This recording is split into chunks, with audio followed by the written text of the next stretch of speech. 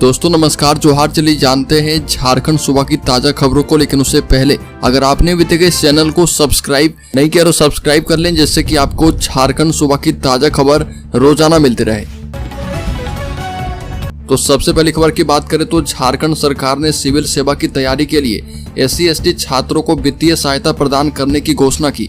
हाशिए पर पड़े समुदाय के महत्वाकांक्षी सिविल सेवकों को समर्थन देने के लिए एक महत्वपूर्ण कदम उठाते हुए झारखंड सरकार ने UPSC नई दिल्ली के द्वारा आयोजित सिविल सेवा प्रारंभिक परीक्षा उत्तीर्ण करने वाले अनुसूचित जाति अनुसूचित जनजाति के छात्रों के लिए एक नई वित्तीय सहायता योजना शुरू की है। और योजना का नाम मुख्यमंत्री अनुसूचित जनजाति अनुसूचित जाति सिविल सेवा प्रोत्साहन योजना है। और इसमें 1 लाख रुपए का वित्तीय सहायता UPSC पढ़ने वालों को दिया जाएगा। और इसका उद्देश्य UPSC मुख्य परीक्षा और साक्षात्कार की तैयारी में सहायता करना है। अगली खबर, राज्य में सिपाही हवलदार को SI रैंक में मिलेगी प्रोन्नति। पुलिस मुख्यालय ने मांगा मनोनयन। सिपाही और हवलदार स्तर के पुलिस कर्मियों को ASI रैंक में प्रमोट किया जाएगा। और इसको लेकर झारखंड पुलिस मुख्यालय ने सभी रेंज के DIG के अलावा special branch CID SEB STF और रेल DIG को 12 जुलाई को पत्र लिखकर मनोनयन मांगा है। पुलिस मुख्यालय ने 15 दिनों के अंदर मनोनयन उपलब्ध करवाने को कहा है। और बता दें कि करीब 2000 पुलिसकर्मी को प्रोन्नति दी जाएगी। और झारखंड पुलिस इन दिनों पुलिसकर्मी की कमी से जूझ रही है। सैकड़ों स्वीकृत पद खाली हैं। पुलिसकर्मी को प्रमोशन तो मिल रहा, लेकिन रिक्त पदों पर बहाली नहीं हो पा रही है। अगली खबर की बात करें तो मदरसा और संस्कृत विद्यालय को वेतन मद में अनुदान की मांग।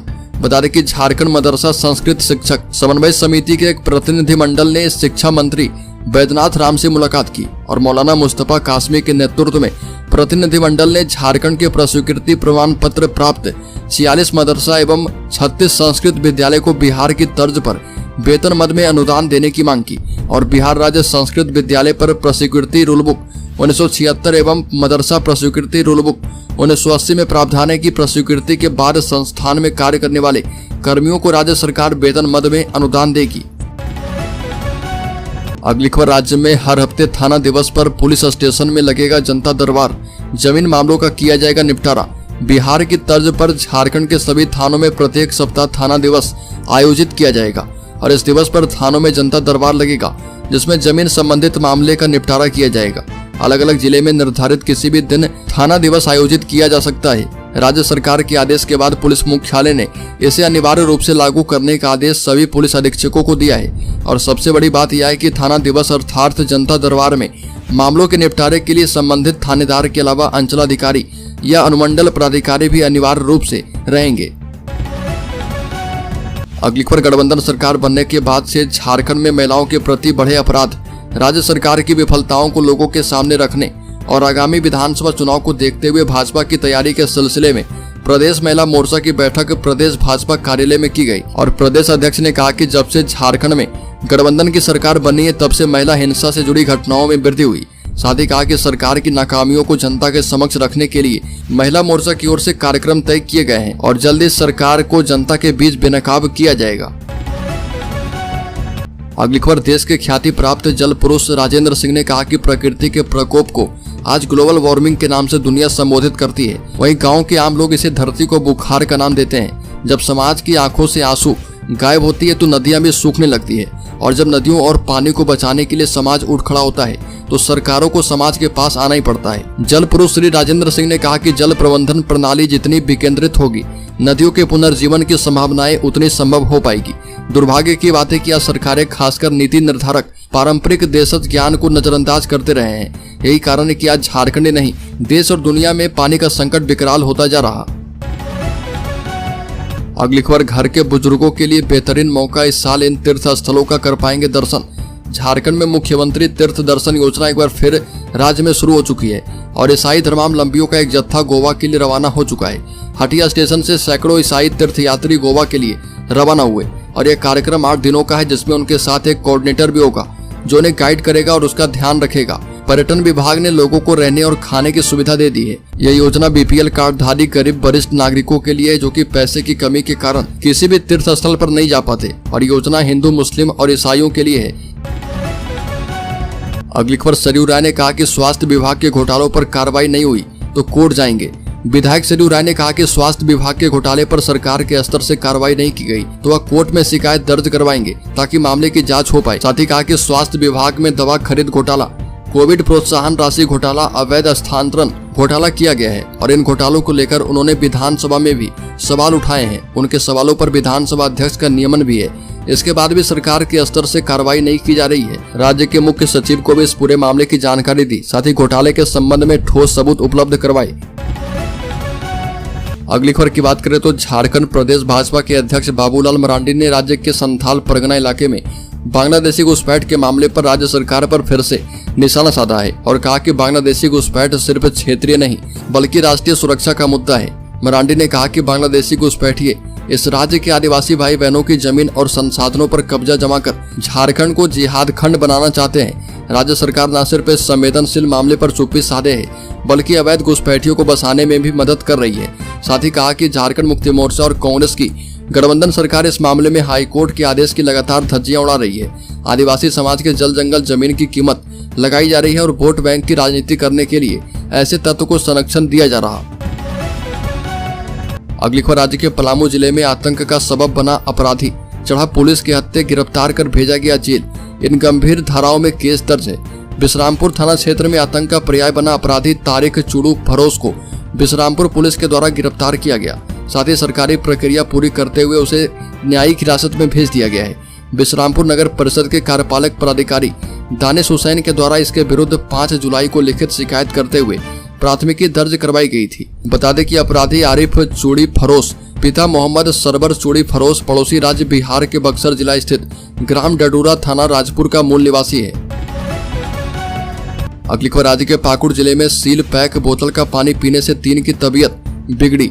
तीनों का अस्पताल में इलाज जारी। पुलिस ने दुकान से पानी किया जब्त। खबर पाकुड़ से है, जहां पर शहर के रेलवे स्टेशन के पास सील पैक बोतल का पानी पीने से 3 लोग बीमार हो गए।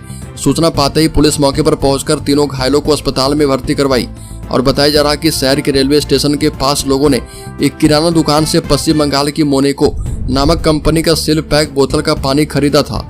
इसी दौरान पानी पीने के क्रम में 3 लोग अचानक बीमार हो गए। हालांकि खाद्य विभाग की टीम ने दुकान में जांच के लिए सील पैक पानी बोतल जब्त कर लिया है।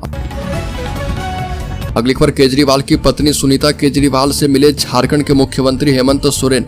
परिवार को लेकर जताया समर्थन। झारखंड के मुख्यमंत्री हेमंत सोरेन ने दिल्ली में मुख्यमंत्री अरविंद केजरीवाल की पत्नी सुनीता केजरीवाल से मुलाकात की। जेल से रिहा होने के बाद हेमंत सोरेन पहली बार सुनीता केजरीवाल से मिले। इस दौरान आम आदमी पार्टी के राज्यसभा सांसद संजय सिंह और हेमंत सोरेन की पत्नी कल्पना सोरेन भी मौजूद रही। दोनों नेताओं की मुलाकात पर संजय सिंह ने कहा कि हेमंत सोरेन ने अरविंद केजरीवाल के परिवार को लेकर समर्थन जताया। साथ ही कहा कि पिछले 5 महीने हेमंत सोरेन ने जेल में बिताए, इसकी वजह थी प्रधानमंत्री और बीजेपी की दुर्भावना की राजनीति। अगली खबर की बात करें तो झारखंड में पांव पसार रहा डेंगू मलेरिया। स्वास्थ्य विभाग बेहद अलर्ट बता रहे कि मानसून सीजन में झारखंड में डेंगू और मलेरिया का प्रकोप बढ़ता जा रहा। रांची, जमशेदपुर, खूंटी, हजारीबाग, धनबाद, पलामू और गढ़वा जिले में तकरीबन 100 लोग इसकी चपेट में आ चुके हैं। सरकारी और प्राइवेट अस्पतालों में मरीजों का इलाज चल रहा। डेंगू और मलेरिया के पांव पसारने की सूचना मिलने पर स्वास्थ्य विभाग भी बढ़ते मरीजों की संख्या को लेकर गंभीर है और अलर्ट मोड में आ गया है। स्वास्थ्य विभाग के आंकड़े के मुताबिक इस वर्ष अब तक 76 मरीजों में डेंगू की पुष्टि हो चुकी है।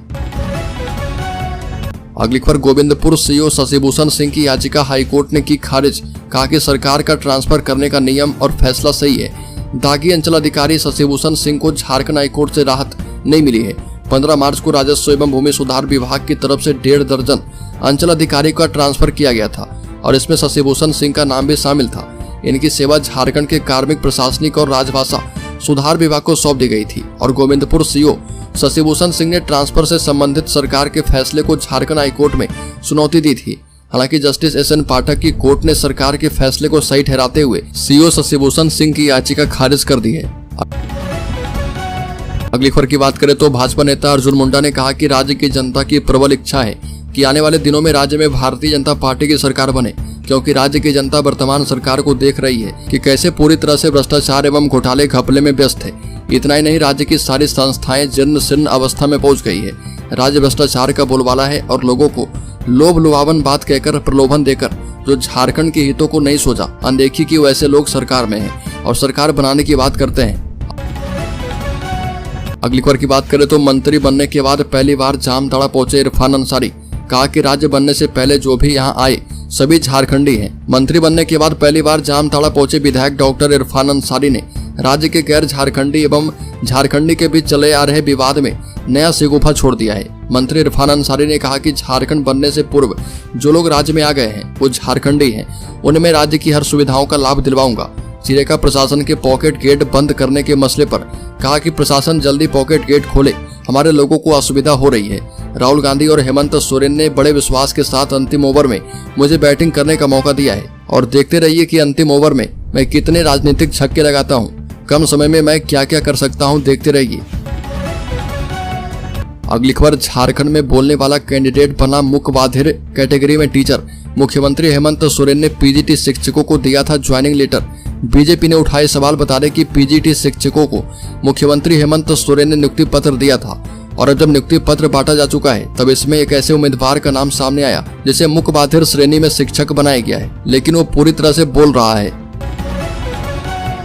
अगली खबर, झारखंड के शेयर होल्डर्स इन्वेस्टर्स के लिए बड़ी खबर, अपने रिकॉर्ड हाई से 42% आया नीचे। बता दें कि financial services company angel one के शेयर में जुलाई महीने में 13% की गिरावट आई है। वहीं अपने पीक से 42% नीचे आ चुका है। बीएसई पर शेयर का रिकॉर्ड हाई 387 रुपए 15 जनवरी 2024 को देखा गया था। एंजल वन का शेयर 12 जुलाई को बीएसई पर 2243 रुपए पर क्लोज हुआ और कंपनी का मार्केट कैप 20,200 करोड़ रुपए का है। तकनीकी विश्लेषक अमित सेठ का मानना है कि निवेशकों को एंजल वन में अपनी पोजीशन से बाहर निकल जाना चाहिए।